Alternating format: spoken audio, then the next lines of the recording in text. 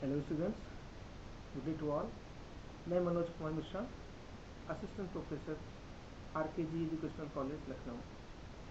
Students, BEd first semester के first paper के इस डिजिटल क्लासेस के क्रम में हम लोग आगे बढ़ते हुए प्रमुख समस्याएं और मुद्दे जो शिक्षा के क्षेत्र में हैं उस टॉपिक के अंतर्गत हम लोग आगे बढ़ते हुए आज के इस टॉपिक को जो शिक्षा में उदारीकरण के रूप में है उसकी चर्चा करेंगे और उसको हम लोग सीखेंगे। तो आइए हम लोग देखते हैं what is the meaning of liberalisation.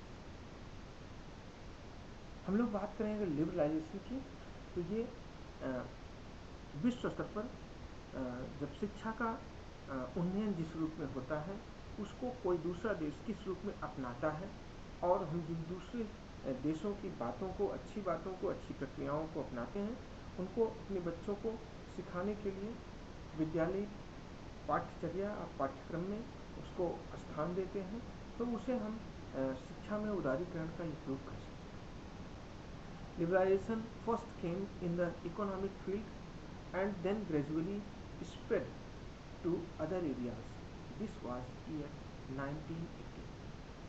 1980 के दशक में हम लोग कह सकते हैं कि विश्व स्तर पर उदारीकरण का एक स्वरूप नजर आया और यह उदारीकरण का स्वरूप सबसे पहले आर्थिक क्षेत्र में आया।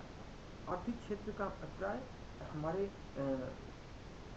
अर्थव्यवस्था का अंतर्राष्ट्रीय निर्यात आयात और अंतर्राष्ट्रीय गमन आगमन, इन बातों का उनमें विचार भी है, उनमें सामान भी है।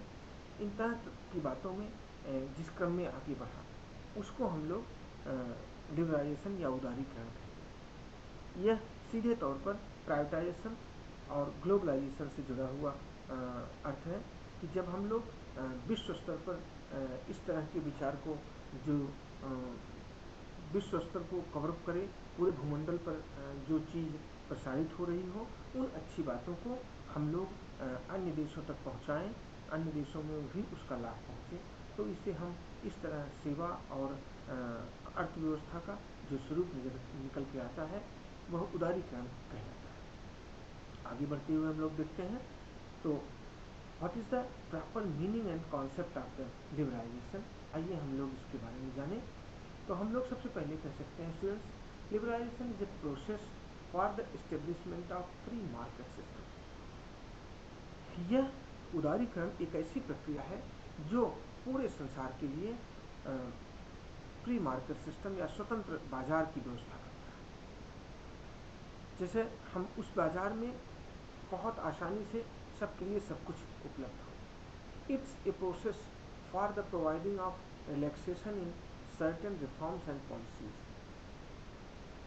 इसमें विभिन्न देशों की सरकारें विभिन्न तरह के छूट प्रदान करती हैं अपने कुछ नीतियों में, अपने कुछ नए कार्यक्रमों में, वो उसे रिफॉर्म करती हैं और नई नई नीतियाँ बनाती हैं कि कैसे कैसे कैसे वो कि विश्व स्तर पर ये बात आगे बढ़ सके और उनका प्रसार हो सके। Liberalization means removing all unnecessary controls and restrictions like permits, license, quotas, etc. imposed by the government।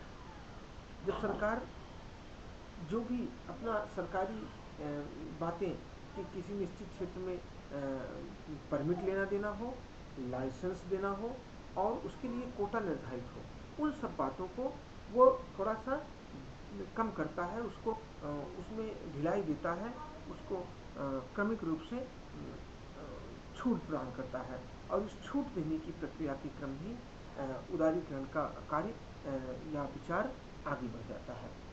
इस क्रम में हम अगर देखें स्टूडेंट्स तो एम ऑफ हम लोग समझेंगे what is the aim of liberalization. वास्तव में उदारीकरण का उद्देश्य क्या है, इसका लक्ष्य क्या है। हम कहें कि to put end into those restrictions which became hindrances the development of growth of nation. हम यहाँ उन नीतियों और उन रिफॉर्म्स की बात पहले ही कर चुके, उन नीतियों को हमें फिर से सही करना है। वास्तव में जो राष्ट्रीय विकास में अवरोध उत्पन्न करते हैं। उन नीतियों को हम हटाएंगे जिससे हम ज्ञान का, सेवा का ऐसा क्षेत्र अपनाएं जो कि सभी लोगों के लिए सस्ता हो, सरल हो और ब्रॉड लेवल का हो। इसको हम अपनाने के लिए कुछ उन नीतियों को हटाते हैं जिससे हमारे देश का विकास अवरुद्ध हो रहा हो।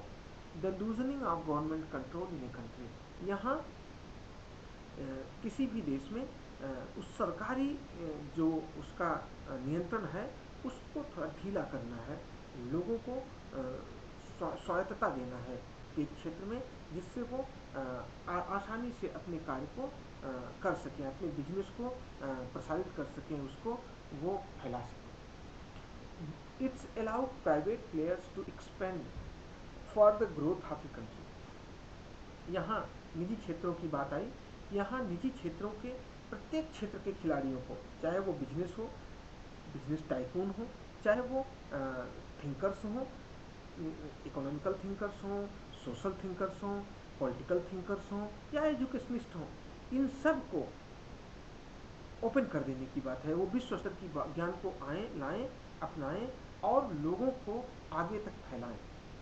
यहाँ उन प्राइवेट प्लेयर्स की मदद से हम अपने देश को एक बूस्टअप कर सकते हैं, उस समाज को आगे बढ़ा ले जा सकते हैं। बौद्धिक रूप से और सामाजिक रूप से हम बहुत तेज़ी से अपने देश को मजबूत कर सकते हैं, उन्हें मजबूती दे सकते हैं। इस क्रम में हम लोग देखें तो लिबरलाइजेशन इन एजुकेशन की चर्चा करते हैं कि उद्देश्य के बाद हम लोग बात करते हैं अगर उदारीकरण शिक्षा में कैसे लागू होता है। हम लोग इसको लिबरलाइजेशन की जब भी बात आती है तो लोगों के दिमाग में ये बात अमूमन आ जाती है उदारीकरण का भाव, ये जो 1980 से चला, हमारे देश में 1991 में बीबी नरसिम्हा राव से की सरकार के साथ आगे बढ़ा। उदारीकरण की सोच हमारे उस समय के वित्त मंत्री डॉक्टर मनमोहन सिंह के बुद्धिजीविता को प्रदर्शित करने वाला एक नीत कहा जाता है, हम उसको याद कर लेते हैं। बट हम यहाँ बात करते हैं वास्तव में शिक्षा में उदारीकरण कैसे आगे बढ़ा, उसकी चर्चा अगर हम करते हैं। Economical liberalization in India started in Rajiv Gandhi time period. It's a process for the establishment of free market system. यह ऐसी प्रक्रिया है जो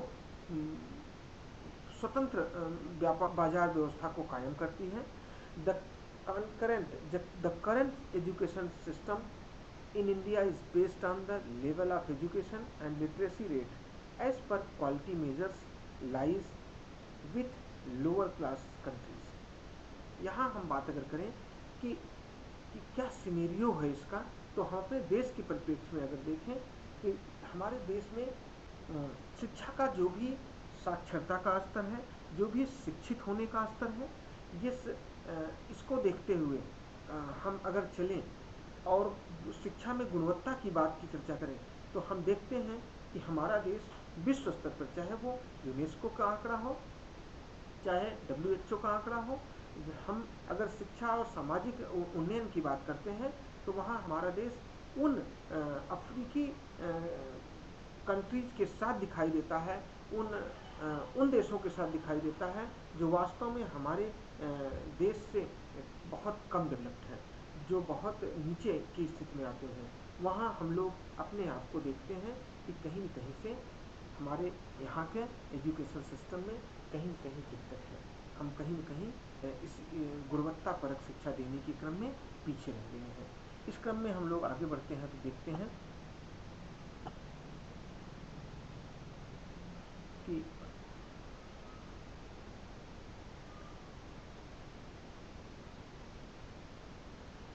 in the context of liberalization, the education policy 2009, educational institutions in India can only be opened by trust or societies and charitable companies। यहाँ ये बात रखी गई कि हमारे देश में उदारीकरण, शिक्षा में उदारीकरण का भाव इस क्रम में आया कि हम निजी क्षेत्रों में उसे देने का सोचे जिससे शिक्षा का तेजी से प्रसार हो। बट वहाँ हम लोगों ने एक ये नियम लगा दिया कि हम यहाँ सोसाइटी या सामाजिक संस्थानों या चैरिटेबल कंपनीज के माध्यम से, ट्रस्ट के माध्यम से हम शिक्षा को के कार्य प्रक्रिया को आगे बढ़ाएंगे, जिससे हमें नज़र आता है कि अगर सामाजिक संस्थान है, ट्रस्ट हैं, ये इनका भाव, इनका विचार ही सेवा का होता है। तो अगर ये सेवा के कार्य करने वाले लोग शैक्षिक संस्थानों को ओपन करने, उन्हें चलाने और लोगों में शिक्षा का प्रसार करने के लिए आगे आएंगे, तो वास्तव में बहुत आसानी से हम लोग आगे बढ़ जाएंगे। तो उदारीकरण का जब प्रक्रिया अपनाया गया, या हम कहें कि निजीकरण का भाव जब अपनाया गया, तो वहाँ सीधे तौर पर हम यहाँ ऐसी नीति बना पाए।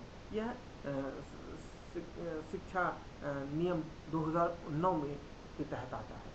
The education department has allowed about 150 foreign institutions in India under a certain arrangement. इसी के क्रम में हम लोग उच्च स्तर की अगर शिक्षा की बात किए, तो उच्च स्तर की शिक्षा में हम लोग देखते हैं कि 150 से अधिक विश्वविद्यालयों को कुछ नियमों के तहत उन्हें छूट दी गई कि वो हमारे देश में आके उच्च स्तर के यूनिवर्सिटीज़ या संस्थानों की स्थापना कर सकते हैं, उनको वो संचालित कर सकते हैं। तो इस क्रम में हम उदारीकरण को आगे लेके चलते हैं। इस उदारीकरण के इस क्रम में हम लोग देखें कि what is the positive impact of liberalization. इस उदारीकरण को अपनाने के बाद हम लोग इसका कुछ धनात्मक या सकारात्मक परिणाम भी देखते हैं। जैसे these will very wide improvement in the field of research that will uplift us financially। यहाँ हम कह सकते हैं अगर उदारीकरण को हम अपनाएंगे तो बहुत तेज़ी से रिसर्च के क्षेत्र में हम विदेशी कंपनियों को, विदेशी संस्थानों का सहयोग ले सकते हैं और उनके माध्यम से हम नए नए चीज़ें खोज सकते हैं और फाइनेंशियली वित्तीय रूप से हम आगे बढ़ सकते हैं। भारत में ऐसी प्रतिभाएं भी हुई हैं जो खुद से दूसरे देशों में जाके, वो एक लिबरलाइजेशन का ही प्रारूप रहा कि यहाँ का स्टूडेंट्स अगर IITian है तो उसका चयन नासा में हो सकता है। नासा एक स्पेस एजेंसी है अमेरिका USA की, वहाँ वो जाके अपने रिसर्च के माध्यम से पैसा अर्न करता है, देश में भेज भी देता है। इसी के क्रम में हम कह सकते हैं कि देश में पैसा कमाने के क्रम में भारत, विदेशी पैसा आने के क्रम में भारत पहले स्थान पे आता है। हमारे बाद चीन का नंबर आता है। हम कह सकते हैं कि पैसे को, वित्तीय फाइनेंशियली स्रोत को बढ़ाने के लिए हम विदेशों में भी जा सकते हैं रिसर्च प्रोसेस के क्रम में, और हम अपने देश में भी उन यूनिवर्सिटीज़ को अडॉप्ट कर सकते हैं और यहाँ भी हम रिसर्चेज को बहुत तेज़ी से बढ़ा सकते हैं। ये दोनों कार्य बहुत आसानी से उदारीकरण की नीति के तहत हो सकते हैं। ये इस क्रम में हम लोग आगे बढ़े देखते हैं, service based industries will move towards means of economic growth. सेवा का प्रत्येक क्षेत्र यहाँ एक निश्चित रूप में दिखाई देगा कि वह उद्योग का रूप ग्रहण करता चला जाएगा और वह इकोनॉमिकल रूप से अपलिफ्ट करता जाएगा, वह वृद्धि करता जाएगा। इस क्रम में हम कहें, increasing the fulfilment of the means of education will automatically reduce the expenses of education. अगर तेजी से increment of fulfilment of the means of, अगर हम शिक्षा के इन साधनों को बहुत तेजी से आगे बढ़ाए, अगर आगे बढ़ाते गए तो एक निश्चित समय बाद शिक्षा अपने आप सस्ती हो जाएगी, क्योंकि वो उस तरह के इंफ्रास्ट्रक्चर, उस तरह की बातें, उस तरह की गतिविधि को अपनाना एक आम बात हो जाएगा। जब किसी चीज़ के आम चलन हो जाएगा तो वहाँ शिक्षा के लिए लोगों की डिमांड होगी और लोगों को कमतर एक्सपेंस पर, कमतर दामों पर भी शिक्षा आसानी से मिल पाएगी। इस क्रम में हम लोग अगर आगे देखते हैं स्टूडेंट, तो इस क्रम में promotion of fire capital in India from outside through studies in engineering and medical field. यहाँ बहुत तेजी से लोग बाहर गए और मेडिकल और इंजीनियरिंग के कोर्स किए और बाहर ही वो अपनी जॉब पाए, उन रोजगार के माध्यम से वो बहुत अच्छा पैसा कमाए और उस पैसे के माध्यम से देश की इकोनॉमी में अपना योगदान दिया और हमारी इकोनॉमी बूस्टअप हुई। इस क्रम में बहुत तेज़ी से हम लोगों ने आगे अपना ग्रोथ किया है। उदारीकरण का ही एक प्रक्रिया रहा जो इस भारत की पॉजिटिविटी को आगे बढ़ा सका। इस क्रम में हम लोग देखते हैं कि development of skilful graduate for industry and corporate sectors. विभिन्न तरह के कारपोरेट सेक्टर्स के क्षेत्र में और उद्योग के क्षेत्र में तमाम इंजीनियर्स और कार्यालयी विशेषज्ञ हम तैयार कर सकें इन्हीं लिबरलाइजेशन या उदारीकरण के माध्यम से। It will make a boom in communication and technology. और जब ये स्किलफुल इंजीनियर्स या स्किलफुल पर्सन्स हमारे समाज में आए, तैयार हो सके इन संस्थानों के माध्यम से, इन प्राइवेट संस्थानों के माध्यम से, इन विदेशी संस्थानों के माध्यम से, हम बहुत तेज़ी से अपने संचार के साधनों को और अपने तकनीकी के साधनों को बूस्टअप दे पाए, और ये तकनीकी का और संचार का क्षेत्र आगे बढ़ सका, और ये वाइस वर्षा के रूप में बहुत तेज़ी से पुनः एक तरह से रोजगार उत्पन्न करने का एक साधन है। आज हम लोग कह सकते हैं कि संचार और तकनीकी के क्षेत्र में रोजगार के तमाम अवसर उपलब्ध हैं, और यह इसी क्रम में आगे बढ़ा। उसकी शुरुआत उदारीकरण से ही हो पाई है। इस क्रम में हम लोग आगे बढ़ते हैं, देखते हैं कुछ निगेटिव इम्पैक्ट उदारीकरण के भी हैं, कुछ इसके नकारात्मक पहलू भी हैं, हम लोग उसको भी समझ सकते हैं। द स्टैंडर्ड ऑफ एजुकेशन में भी डाउनवर्ड्स। यहाँ हो सकता है कि हमारे देश का शिक्षा का स्तर इस उदारीकरण की व्यवस्था से नीचे भी गिर जाए, क्योंकि वो हमारे देश के वैल्यू, हमारे देश के मूल्यों, हमारे देश के सामाजिक स्थितियों को बहुत अच्छे से नहीं समझ के चलेंगे। वो अपने एक अगर बिजनेस के प्रारूप में ही आगे बढ़े तो वो हमारे देश के लिए खतरा होगा। कहीं न कहीं वो वहाँ शिक्षा का स्तर भी नहीं कर जाए। The possibility of value education में भी डिस्टर्ब। मूल्य शिक्षा भी अस्त व्यस्त होने का यहाँ भय प्राप्त व्याप्त है। इंटेलिजेंसी विल आल्सो भी सफर। यहाँ बुद्धिमत्ता या बुद्धिजीविता भी सीधे तौर पर सफ़र करेगी और उसको कष्ट होगा आगे बढ़ने के लिए। हम कह सकते हैं false degrees and fraud institutions will arise. अभी लिस्ट आई है यूजीसी के तहत कि ऐसे करीब 34 इंस्टीट्यूशंस की बात किए हैं जो अवैध यूनिवर्सिटीज़ के रूप में कार्य हैं। हम कह सकते हैं इतने बड़े लेवल पे कहीं न कहीं यहाँ हम गवर्नमेंट की नीतियों और गवर्नमेंट के एडमिनिस्ट्रेशन को भी हम प्रश्न चिन्ह खड़ा कर सकते हैं इस मुद्दे पे कि कितने संस्थान हैं जो यूनिवर्सिटी लेवल की डिग्री और फ्रॉड रूप में चला रहे हैं। तो विदेशी या उदारीकरण की इस प्रक्रिया के तहत ही फ्रॉड इंस्टीट्यूशंस का इम्प्लीमेंटेशन हो रहा है, इनको हम लोग रोकेंगे। Local institution will with less capital do not compete. यहाँ स्थानीय जो संस्थान हैं वो इस भयावहता में अपने आप को, इस प्रतिस्पर्धा में अपने आप को कहीं न कहीं पीछे महसूस कर रहे हैं, कहीं न कहीं वो स्टैंड भी नहीं ले पा रहे हैं। आगे हम क्रम में कहते हैं Indian student fall prey to the temptation of foreign degrees. कहीं न कहीं भारतीय जनमानस के भी छात्रों की ही बात करें तो वो सीधे तौर पर विदेशी डिग्रियों के चक्कर में, उसके लालच में पड़ के अपने आप को शोषित हो जाते हैं और वहाँ वो उन फ्रॉड डिग्री के झांसे में आ जाते हैं। इस क्रम में हम लोग देखें स्टूडेंट कि आज हम लोगों ने पूरा लिबरलाइजेशन उदारीकरण क्या है, इसके मीन्स और कॉन्सेप्ट समझे, इसका अर्थ और संकल्पना को समझे, इसके उद्देश्य क्या है उसको समझे। लिबरलाइजेशन इन एजुकेशन क्या है, शिक्षा में उदारीकरण कैसे आगे बढ़ी, इसका धनात्मक इम्पैक्ट समाज पे और इसका निगेटिव इम्पैक्ट जो हमारे देश और समाज पे पड़ रहा है उसके बारे में भी हम लोगों ने समझा। तो आज का टॉपिक यही संपन्न होता है। Thank you students.